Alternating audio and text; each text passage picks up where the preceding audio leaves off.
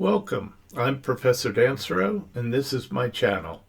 Let's look how you use themes in Microsoft Excel. Alright, so typically if we're at the Home tab, we have some predefined colors.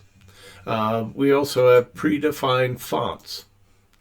What themes really do is it combines both of these for a quick and easy way to change our palette and quick and easy way to change our fonts.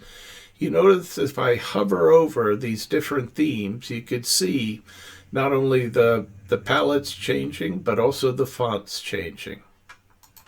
We could customize further, and this is what most companies do, is they'll go down into the custom colors, and you set the colors based on your branding.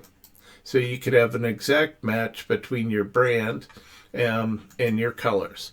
You just put in the RGB or the hex value and go from there. We could do the same thing with the fonts and match our branding with the fonts.